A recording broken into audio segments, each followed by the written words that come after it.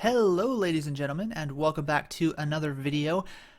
Very happy new year to you folks. Welcome to 2016. My apologies for not posting a video last week, but what with it being the holiday season and the new year and all that, I was a little bit busy out of town for a couple days there and didn't ever have time to actually get around to making a video, so my apologies for that. But we are back in the swing of things here for the new year, and I wanted to kick things off with something that I have I've always sort of had this in mind, and I never thought to do a video on it, but I realized it's actually a pretty good video, especially for people starting out in photography.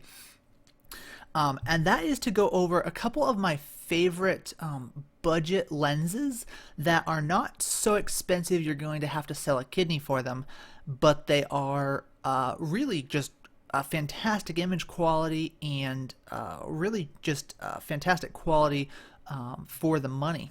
So without further ado, I'm going to go ahead and talk about some of these. Now, for those of you who don't know my photography style, and I haven't really talked about the way that I shoot images, but if you know anything about photography, you know that there are prime lenses and there are zoom lenses, and there's an ever-present debate between people who use both that are like, oh no, prime lenses are better, oh no, zoom lenses are better.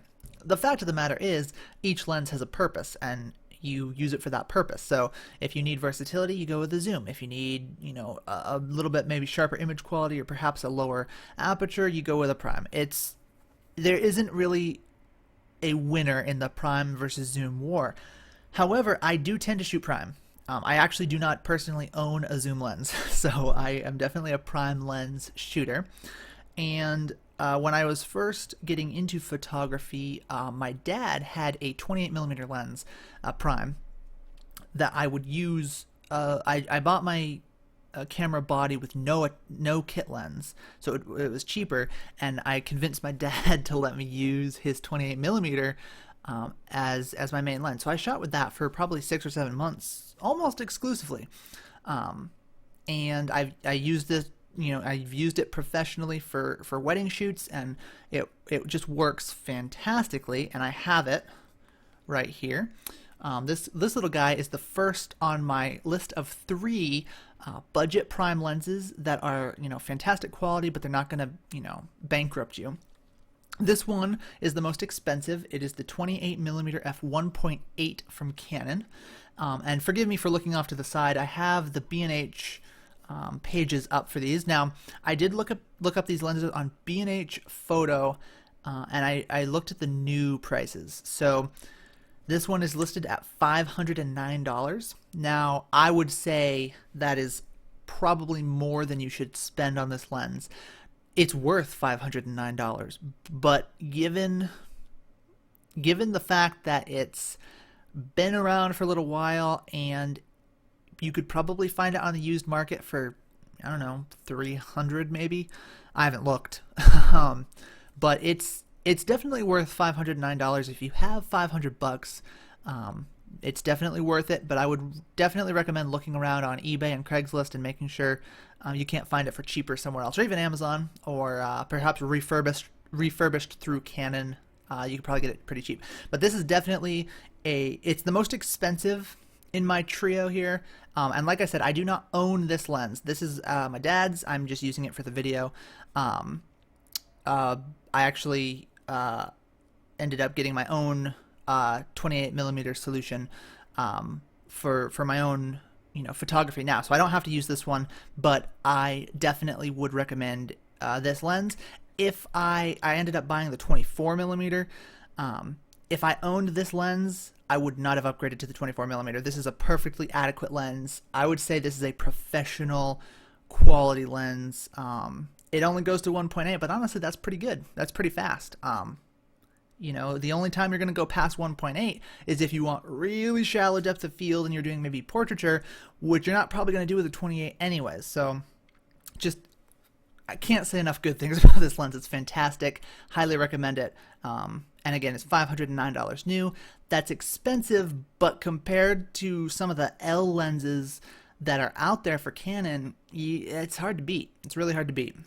There might be some third-party, manufacturers that have 28mm or 24mm type lenses that are equally priced, but perhaps a little bit better quality. You could look into those. I'm a fan of shooting with Canon glass. It's just my own personal thing, so definitely recommend this one. Next, and if you know Canon's lens lineup, you may know where I'm going with this. But next up, we have the Canon 50mm f1.4 lens. This is, I use this, I can't say that it's my favorite lens, because it's not. I actually genuinely like all of the lenses that I have, and that's kind of the point. You want to be using the lenses that you have. You want to like the quality of images and the style of images that come out of your equipment. This lens, though, for me, is on my camera a lot. More so than I adore my 100mm macro lens for just general purpose, portraits and things like that. I love it, but I think I use this lens more. It's just a little bit more versatile on a crop sensor camera, like what you get with the Rebel line, the 70D, the 7D, right? Those cameras are crop sensor cameras. So this 50mm lens ends up being about an 80mm equivalent. So it's just a fantastic little portrait lens. This one is actually the cheapest of the bunch at $350. It looks like B&H lists it for $399 with a $50 instant savings, so it ends up being $350. Well, $349, and absolutely worth $349. Absolutely, this is actually for the price. F1.4 is fast. The Canon L 50mm lens, which is a 1.2, is $1,300. So you're saving $1,000 for there. People will say things about the L 50mm that it has a style that can't be captured with any other lens, and that may be true. But if you're looking for something that is pretty darn sharp at higher f-stops, it goes down to f1.4. You can get some cool bokeh in the background. You get some cool, shallow depth of field. Takes fantastic portraits. Has pretty good color. Like you can't really do better than this little guy here. And for $350 versus $1,350, if you have $1,300 and really like the 50mm focal length, yeah, you might go with the L lens. But for me, this does just fine, and definitely recommend this one as well. And last but certainly not least, we have the 85mm. I'm going to actually pull it up on B&H here. 85mm. This is an aperture of f1.8. And this guy is one that I do not use enough. I have used it. I've used it for weddings. I've used it for all sorts of different things. But I honestly, when I'm out and about, I usually have two camera bodies. I'll have the 50mm on one, and I'll have either my 24 or 100 on the other. I really should get into using this more. This is a fantastic lens on a crop sensor camera. It is 136 millimeters equivalent, I think. So I don't know if you know, but Canon makes a L lens that's 135 millimeters at f2. This guy goes down to f1.8, but if you use it on a crop, you get that same focal range, and it's really cool.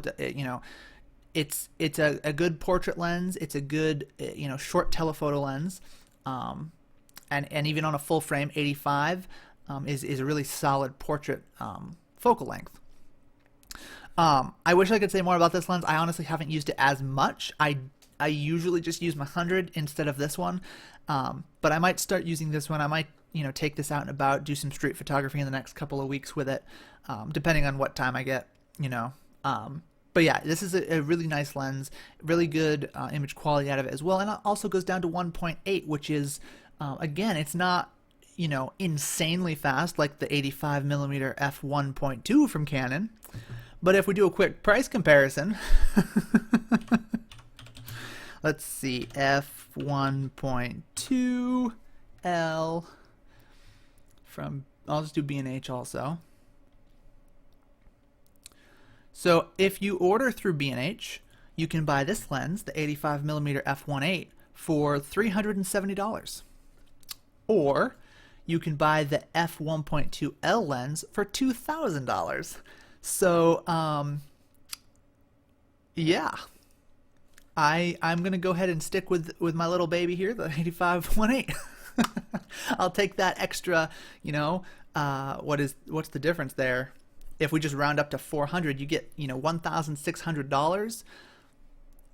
That's another 2 or 3 lenses if you shop around. That's a 16 to 35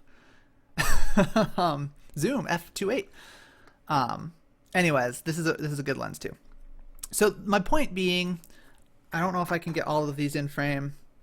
I think I can. Yes, right here. So if you can see my face still. These 3 lenses, total combined value of about $1,200 if you get it new. I bet you could get all 3 of these lenses for $750, $800 maybe if you look around. And honestly, they are just really fantastic. If you're just starting out in photography, you already have your camera, you already have your kit lens or another sort of zoom lens maybe that you're starting out with, and you have decided that this is something that you genuinely love and you want to pursue, not even professionally, but you want to just pursue as a hobby, something that you're genuinely into, really passionate about, and you're willing to invest a little bit of money. I know that I added them all up. Yeah, $1,227 plus shipping and tax, depending on what happens, and you can get it for cheaper than that. Like I said, under $1,000, I bet. It sounds expensive, $1,000, but you get 3 lenses that pretty much cover every focal range that you're going to need, with the exception of sports and wildlife stuff where you're out at like 300 or 400 millimeters. Yeah, I don't think you can really go wrong. These 3 lenses are really just fantastic. The image quality is fantastic. They're fast. Their image quality rivals L lenses, which is just impressive to me. Are they going to do absolutely everything? No. Like I said, they're not zooms. So if you only have one camera body and you need to suddenly go from a 28 to a 50, you got to take off a lens, put another lens on. It also means that you're carrying more lenses with you, whereas if you just have a zoom lens, you can go right from 28, right into 135 or something like that. So there are drawbacks. There are certainly things to keep in mind when looking to purchase a prime lens versus a zoom lens, and it's up to you and your personal style. For me, you can't go wrong. These 3 lenses are definitely my top 3 Canon budget prime lenses. And honestly, I would argue that with these 3 prime lenses and maybe the 100 macro or potentially a zoom lens of some kind, I would argue that this is all you need. Even if you decide one day to go professional and actually start a business and do freelance photography, I don't think you need to go past these 3 lenses, and like I said, maybe a good zoom. Yeah, they're just, for the price and for what they offer, they are really, truly fantastic value for money. So definitely check these out if you are a Canon shooter. For my Nikon friends out there, I am sorry, I do not know anything about the Nikon lineup. I have no knowledge of what Nikon has to offer, although I do know that they offer 50 and 85 millimeter budget lenses, I think, that are really adequate quality as well. And I would imagine they have a 24 or 28 for something that's around 400 or 500. Oh, excuse me. So yeah, feel free to leave any comments or suggestions in the comment section below. I would love to hear what your favorite lenses to shoot with are, even if they're not budget lenses. If you spent, $17,000 on a 600 millimeter f4, let me know. Let me know how it is. I'll never buy that lens, but if it works for you, that's fantastic. Let me know what you use to shoot with, and if you're a Nikon user, let me know sort of the equivalent on the Nikon side as to what lenses are good in this sort of price range and for this level of quality. So without further ado, I will let you go, and once again, Happy New Year, folks. I will be back to posting videos every Monday now that my schedule has cleared up a little bit after the holidays, so I will go ahead and talk to you next week. Have a good one. Bye-bye.